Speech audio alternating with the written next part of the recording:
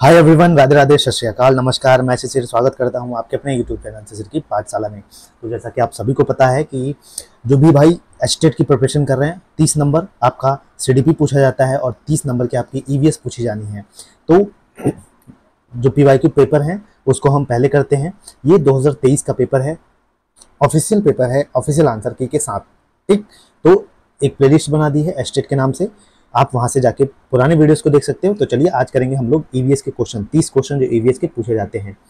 तो पहला ही क्वेश्चन है 121। एक मिनट मैं छोटा कर देता हूं थोड़ा सा, ताकि क्वेश्चन आपको पूरा दिखे। ठीक,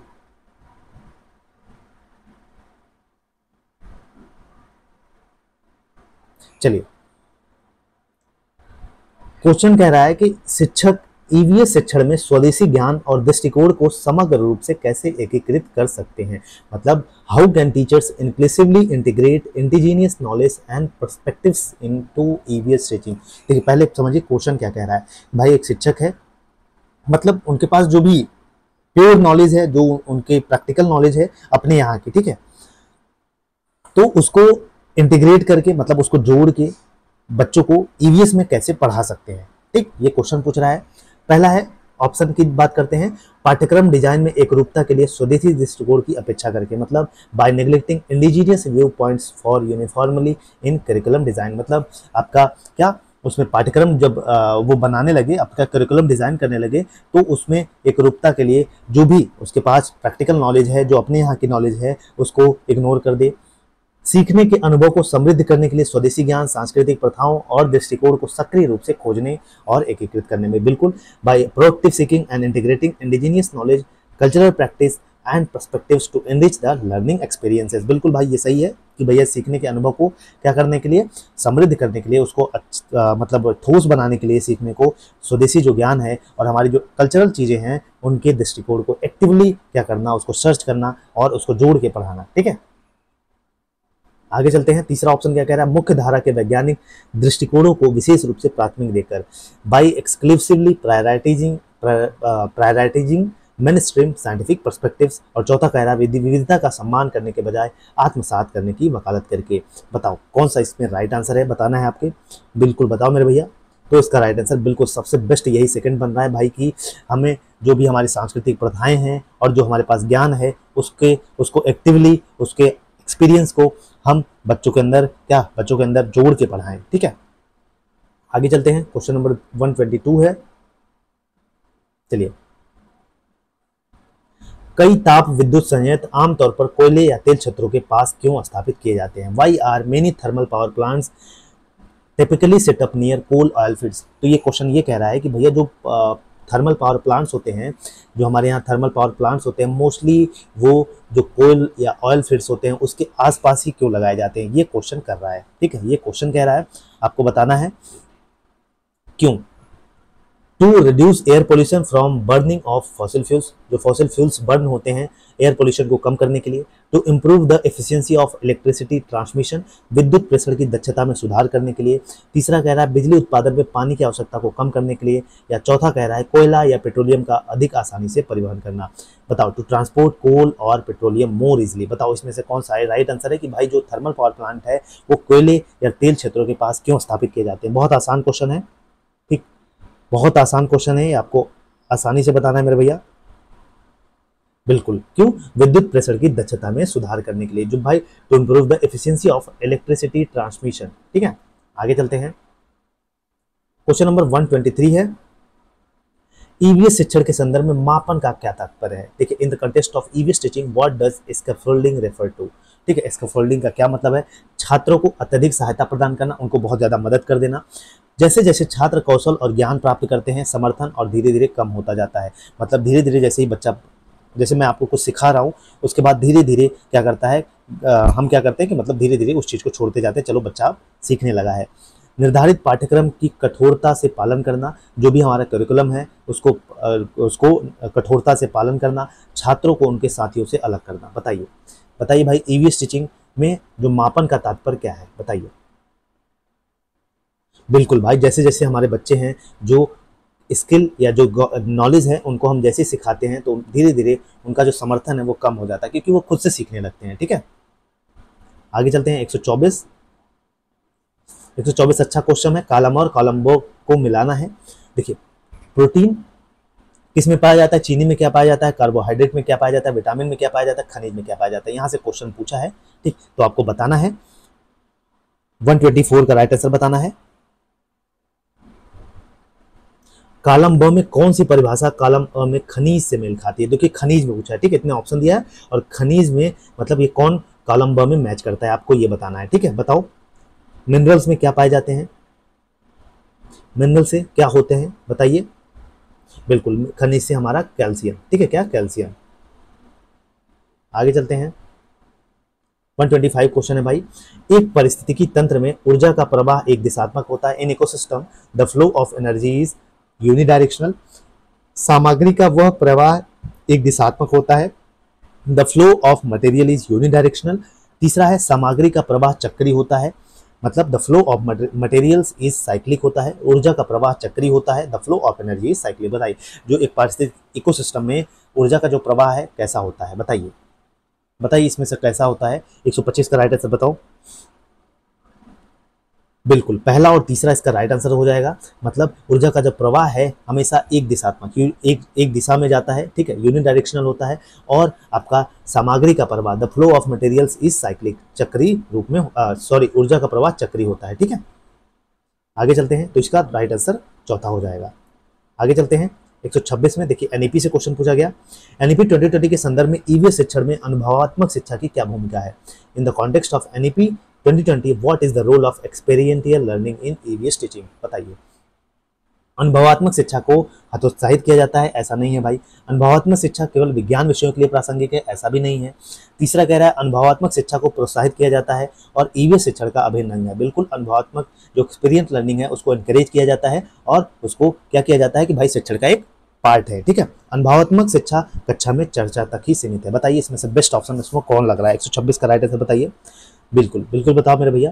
तो इसका राइट आंसर आपका थर्ड ही सही लग रहा है। क्यों भाई कि जो कक्षा में प्रोत्साहित किया जाता है एक्सपीरियंशियल लर्निंग को, ठीक है, जो अनुभवात्मक शिक्षण होता है, जो अपना एक्सपीरियंस होता है, खुद का एक्सपीरियंस होता है, उसको बच्चों के साथ शेयर करना, तो इसको प्रोत्साहित किया जाता है, उसको क्या होता है इनकरेज किया जाता है और इसका ईवीएस का जो टीचिंग का है उसका एक पार्ट है। ठीक, आगे चलते हैं 127 पे चलते हैं। किसी स्थिति के लिए ऊर्जा को स्रोत चुनते समय कौन से कारक निर्णय का सबसे अधिक प्रभावित करते हैं। मतलब who choosing a source when choosing a source of energy, जो भी हम सोर्स ऑफ एनर्जी चूज करते हैं उसमें कोई भी परिस्थिति हो उसमें से कौन सा ऐसा फैक्टर है जो सबसे ज्यादा प्रभावित करेगा। बताओ स्रोत के कारण होने वाली पर्यावरण क्षति, बिल्कुल जो हमारे ऐसी जो उस सोर्स से हमारे जो पर्यावरण को नुकसान पहुंचेगा। स्रोत से ऊर्जा निकालने में आसानी। प्रौद्योगिकी की दक्षता, द टेक्नोलॉजीज एफिशिएंसी, कितनी टेक्नोलॉजी की एफिशिएंसी है। चौथा ऊर्जा निष्करण का अर्थशास्त्र, the economics of energy extraction. बताओ बताओ जल्दी से इसका राइट आंसर। मतलब कोई भी जब कोई भी सोर्स ऑफ एनर्जी हम सेलेक्ट करते हैं किसी चीज के लिए उसमें से कौन सा ऐसा फैक्टर है जो सबसे ज्यादा प्रभावित करेगा, उसको ये बताना है आपको। ठीक है, बताओ 127। बिल्कुल इसमें स्रोत के कारण जो भी इन्वायरमेंट पोल्यूशन होगा भाई वो सबसे ज्यादा प्रभावित करेगा भाई। जो भी हम सोर्स ऐसा सोर्स हम चुनेंगे जो कम पोल्यूट करे इन्वायरमेंट को। आगे चलते हैं 128 पे। बादल निर्माण, वर्षा और खारे पानी से ताजे पानी के निर्माण जैसी प्राकृतिक प्रक्रियाओं के संदर्भ में कौन सी अवधारणा पेश की गई है। मतलब कौन सा इसमें से ऐसा कॉन्सेप्ट है जो किससे, नेचुरल प्रोसेस जैसे क्लाउड फॉर्मेशन, बारिश और creation of fresh water, saline water से फ्रेश वाटर को कैसे बनाया जाता है आपको ये बताना है। ठीक है, कौन सा ऐसा कॉन्सेप्ट है जो इसमें मतलब इसमें क्या आएगा, रेन आएगा, क्रिएशन ऑफ फ्रेश वाटर आएगा या सलाइन वाटर। ठीक है, बताओ बादल निर्माण, वर्षा और खारे पानी से ताजे पानी के निर्माण जैसी प्राकृतिक प्रक्रियाओं के संबंध में कौन सी अवधारणा पेश की गई है। बादल निर्माण, वर्षा और खारे पानी का जो निर्माण है भाई फ्रेश वाटर है वो कैसे होता है, इसमें कौन सा कॉन्सेप्ट में बताया गया है बताओ। ऑक्सीकरण और अपचयन प्रक्रियाएं, मतलब ऑक्सीडेशन एंड रिडक्शन रिएक्शंस, समाधानों की संतृप्त और अतिसंतृप्त। तीसरा है धातु, कांच और लकड़ी का व्यवहार। चौथा है पदार्थों में अपरिवर्तनीय और परिवर्तन, the irreversible changes in substances. बताओ 128 का राइट आंसर बताओ। बिल्कुल समाधानों को संतृप्त और अतिसंतृप्त, saturation and supersaturation of solutions. ठीक है, इसका राइट आंसर हो जाएगा। आगे चलते हैं, देखिए फिर क्वेश्चन पूछा गया एनईपी 2020 से। एनईपी 2020 में शिक्षण में मूल्यांकन विधियों को कैसे प्रभावित करता है, जो भाई हमारा impact of assessment method in EVS teaching कैसे करता है। यह विशेष रूप से मानकीकृत मूल्यांकन लागू करता है। It enforces standardised assessment exclusively. दूसरा, यह पर्यावरणीय अवधारणाओं के बारे में छात्रों की समझ को मापने के लिए प्रामाणिक मूल्यांकन को बढ़ावा देता है। बिल्कुल ऐसा होता है। तीसरा क्या कह रहा है, यह ईवीएस शिक्षण में किसी भी प्रकार के मूल्यांकन को हतोत्साही करता है। नहीं, ऐसा नहीं होता, नेगेटिव है ये। यह स्मरण आधारित मूल्यांकन केंद्रित है। It focus on memorisation based assessment. नहीं, मेमोराइजेशन पे भी नहीं फोकस करता। भाई बताओ इसमें इसका राइट आंसर। ये क्वेश्चन ये कह रहा है कि जो भैया ईवीएस में हमारे जो मूल्यांकन है विधियों को कैसे प्रभावित करता है। बताओ एनईपी 2020। बताओ 129 का राइट आंसर। बिल्कुल इसका राइट आंसर आपका सेकंड हो जाएगा। यह पर्यावरणीय मतलब it promotes authentic assessment to gauge students understanding of environmental concepts. ठीक है, मतलब यह पर्यावरणीय अवधारणा जो हमारे एनवायरमेंटल कॉन्सेप्ट्स हैं उसके बारे में बच्चों के अंदर समझ पैदा करता है, उसके प्रामाणिक मूल्यांकन को बढ़ावा देता है।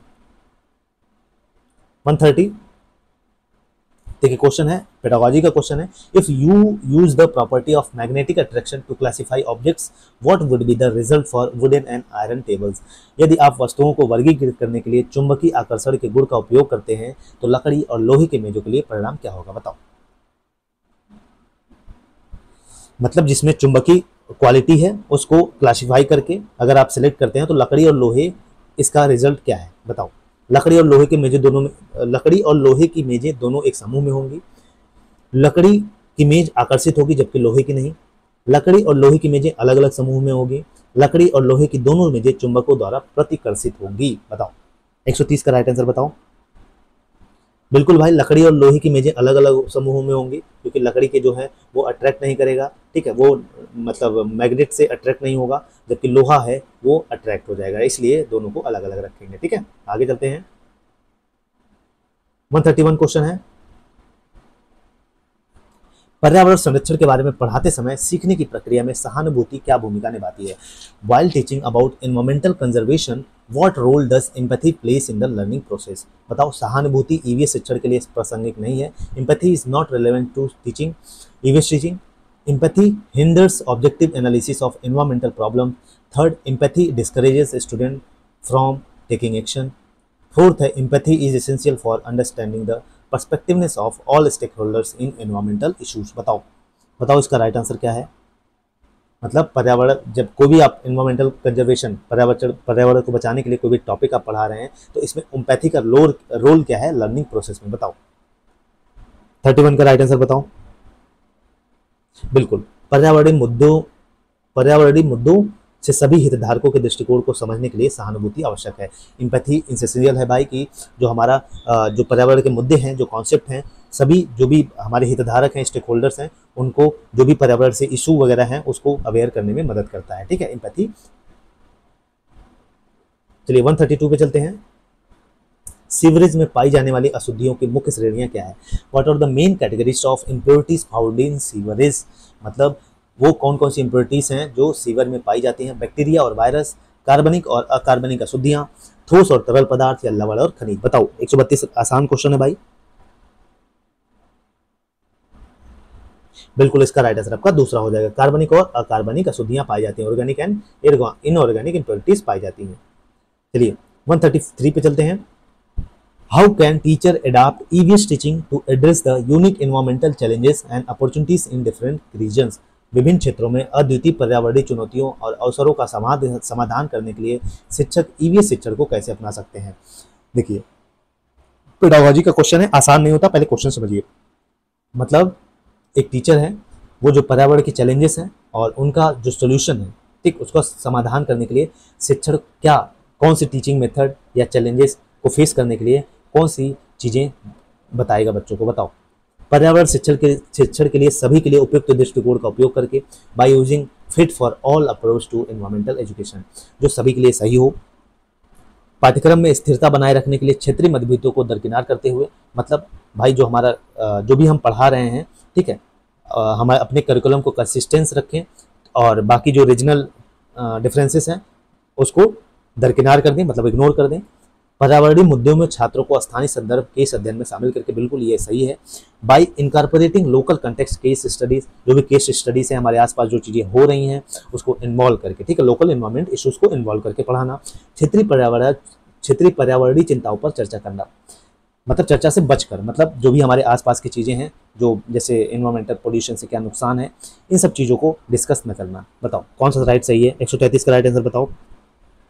बिल्कुल इसका राइट आंसर आपका थर्ड हो जाएगा। पर्यावरणीय मुद्दों में छात्रों को स्थानीय संदर्भ केस अध्ययन में शामिल करके हम क्या कर सकते हैं, जो हमारे पर्यावरण के चैलेंजेस हैं और उसका समाधान कर सकते हैं, ठीक है। 134 है, निम्नलिखित में से कौन सा विटामिन किसी बीमारी या स्थिति से सही ढंग से मेल नहीं खाता है जो इसे रोकने या कम करने में मदद कर सकता है? बताओ। Vitamin C scurvy, vitamin D rickets, vitamin A रतौंधी, विटामिन के क्षय रोग। बताओ इसमें से ये क्वेश्चन पूछा है, which of the following vitamin is not correctly matched, ये पूछा है, ठीक है।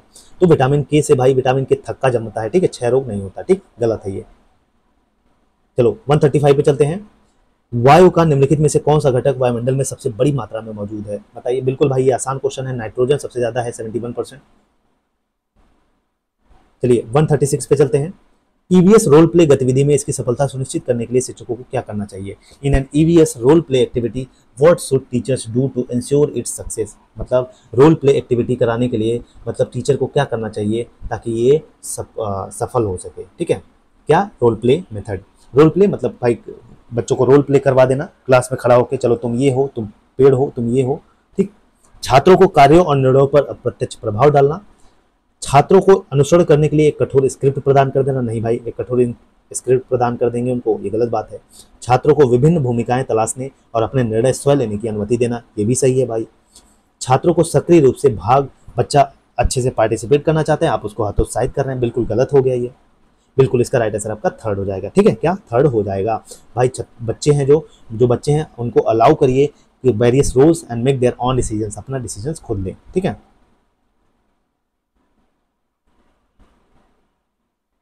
चलिए आगे चलते हैं, तो इसका राइट आंसर तीसरा हो जाएगा। 137 पे चलते हैं। How can the concept of appreciating different food preferences be applied in daily life to promote harmony and understanding? सद्भाव और समझ को बढ़ावा देने के लिए विभिन्न खाद्य प्राथमिकताओं की सराहना करने की अवधारणा को दैनिक जीवन में कैसे लागू किया जा सकता है? बताओ। बताओ ये क्वेश्चन ये कह रहा है कि भाई हमारा जो क्या है, अप्रिशिएटिंग किसी फूड, जो हमें कौन से खाना है, मतलब जो कौन से फूड है उसको प्रेफर देना चाहिए अपनी डेली लाइफ में, और जो हमारे लाइफ में हार्मोनी प्रमोट करे और चीज़ों को मतलब अपने दैनिक जीवन में हमें डाइट को इंक्लूड कर सके। बताओ। इस बात पर जोर देकर कि सभी को पसंद और नापसंद एक जैसी होनी चाहिए, ऐसा नहीं है, बिल्कुल नहीं, गलत बात है। विभिन्न व्यंजकों की खोज कर और साझा करके एक दूसरे को भोजन विकल्पों का सम्मान करके, बिल्कुल ये हो सकता है। खाने को लेकर होने वाले झगड़ों से बचने के लिए परिवार और दोस्तों के साथ खाना न खाना, बिल्कुल गलत बात है। भोजन विकल्पों में सांस्कृतिक और क्षेत्रीय विविधताओं को नजरअंदाज करके, नहीं, ये भी नहीं भाई, ठीक। 137 का राइट आंसर बताओ।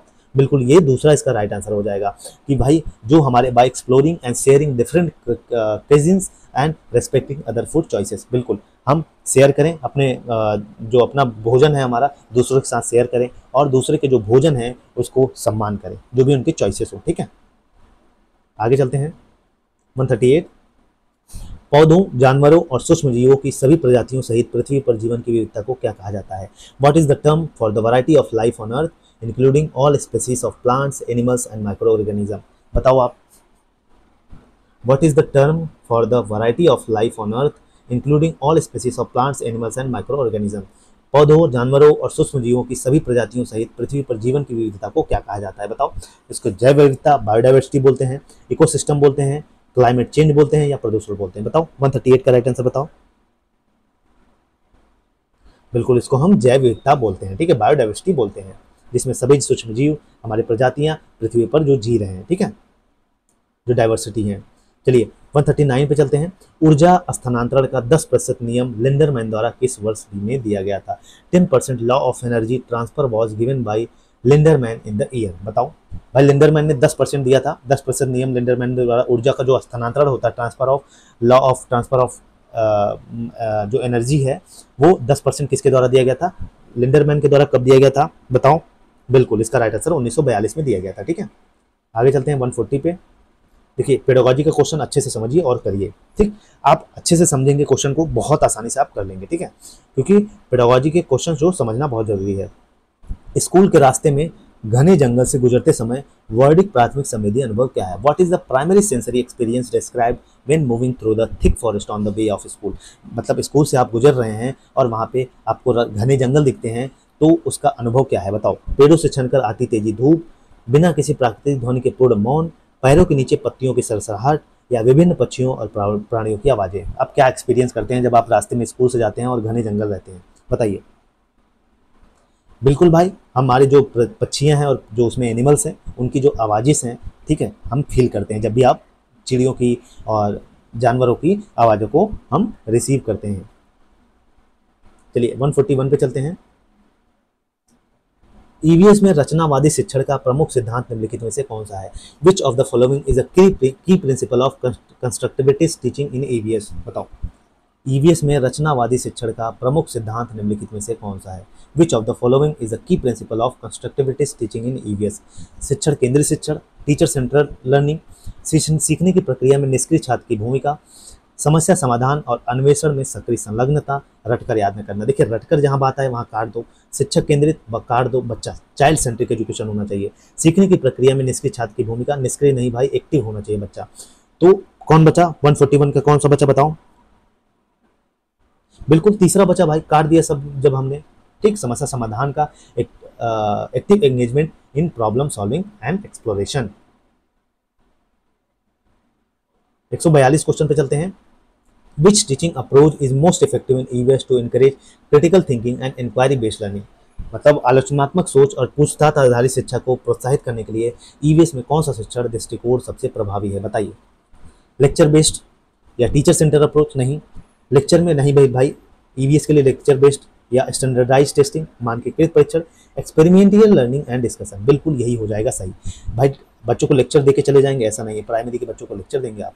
टीचर सेंटर नहीं भाई, बच्चा चाइल्ड सेंट्रिक, ठीक, जहां चाइल्ड सेंट्रिक। चौथा स्टैंडर्डाइज टेस्टिंग, ठीक है उतना नहीं, ठीक, तो इसका राइट आंसर थर्ड हो जाएगा। आगे चलते हैं 143 पे चलते हैं। पत्तियों की विशेषताओं की पहचान करते समय निम्नलिखित में से कौन सी इंद्रिय सबसे अधिक प्रासंगिक है, बताइए। While identifying features of leaves which of the following senses is most relevant? बताओ 143 का राइट आंसर बताओ। मतलब आप पत्तियों की विशेषता बता रहे हैं, तो इसमें से कौन सा इंद्रिय सबसे, जो हमारा सेंसेस है इसमें से फील करेगा, बताओ। देखना, सुनना, गंध या स्वाद, हियरिंग, स्मेल, साइट या टेस्ट। 143 का राइट आंसर बताओ। बिल्कुल भाई, इसमें दृष्टि, हम देखेंगे, ठीक है, पत्ती को देखेंगे, ठीक, हमारी आंख की दृष्टि सबसे प्रासंगिक होगी इसमें। आगे चलते हैं 144। देखिए फिर पीडीएफ पेडागोजी का क्वेश्चन आ गया। असमान भोजन वितरण के संबंध में सुपोषित बच्चों की तुलना कुपोषण, बीमारी और भूख से पीड़ित बच्चों से करते समय किस मुद्दे पर चर्चा होने की सबसे अधिक संभावना है? मतलब आप भाई अनइक्वल फूड, मतलब सबको समान भोजन नहीं मिल पाता है, कुपोषण से बीमार हैं बच्चे और जो भूख से पीड़ित बच्चे हैं उसकी चर्चा करने के लिए सबसे अधिक इसमें से कौन सा टॉपिक है जो बताना है आपको? स्वास्थ्य सुविधाओं तक पहुंच होना, access to health care facilities, सामाजिक आर्थिक कारक, सोशियो इकोनॉमिक फैक्टर्स, जलवायु परिवर्तन के प्रभाव या तकनीकी प्रगति। बताओ इसमें से सबसे बेस्ट आंसर कौन सा है? बिल्कुल सोशियो इकोनॉमिक फैक्टर जो है, सामाजिक आर्थिक कारक हैं, ये सबसे ज़्यादा भाई आजकल के जो बच्चों सबको एक समान भोजन नहीं मिल पा रहा है, कुपोषण से का शिकार हो रहे हैं और भूख से पीड़ित हो रहे हैं, ठीक है।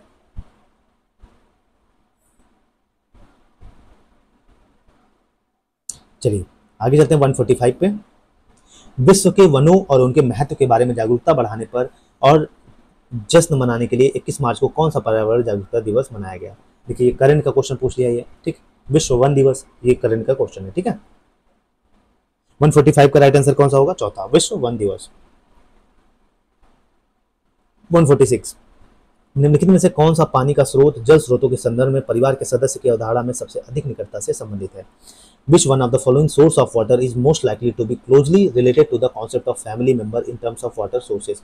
बताइए, मतलब पानी का जो सोर्स है परिवार के सदस्य की अवधारणा में सबसे अधिक निकटता से संबंधित है, परिवार से सबसे ज्यादा कौन सा रिलेट करता है आपको बताना है। नदी, समुद्र, तालाब, कुआं, बताओ।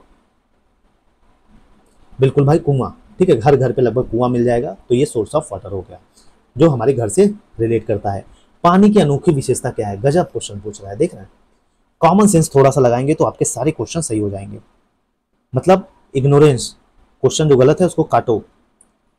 पानी की अनोखी विशेषता क्या है? जल प्रकृति का मुख्य और अपरिवर्तनीय तत्व है। बिल्कुल। जल के विभिन्न रूप हैं और यह जीवन के लिए आवश्यक है, भाई जीने के लिए आवश्यक है। पानी केवल नदियों और झरनों से मौजूद है, काट दो इसको। पानी मुख्य रूप से दुनिया में दुर्भाग्य का कारण बनता है, काहे दुर्भाग्य बनेगा भाई, काट दो इसको। जल प्रकृति का मुख्य और अपरिवर्तनीय तत्व है, ये भी क्या है, ये भी काट दो। तो इसका राइट आंसर 30 दूसरा हो जाए। जल के विभिन्न रूप हैं भाई और जीवन के लिए आवश्यक है। देखिए कितना आसान क्वेश्चन है। काटना सीखो, ठीक है, जिसको पकड़ो काट डालो। निम्नलिखित में से कौन सा सामग्री आमतौर पर जंगलों से प्राप्त लकड़ी से प्राप्त नहीं होती? जंगलों से प्राप्त नहीं होती, ये क्वेश्चन पूछा है। आओ काटते हैं। कागज प्राप्त होता है ना बंबू से। माचिस, थर्माकोल, हाँ ठीक है, ये भी देख रहे हैं। माचिस की तिलियां लकड़ी से ही बनती हैं, प्लाईवुड लकड़ी से ही तो बनता है। ये 3 बन रहा है तो थर्माकोल कहाँ बनेगा? लकड़ी से बनता है क्या? थर्माकोल नहीं बनता भाई। 148 का राइट आंसर आपका दूसरा हो जाएगा। काटना सीखो मेरे भैया, काटना। आओ ऐसे कैसे काटना है हम सिखाते हैं आपको।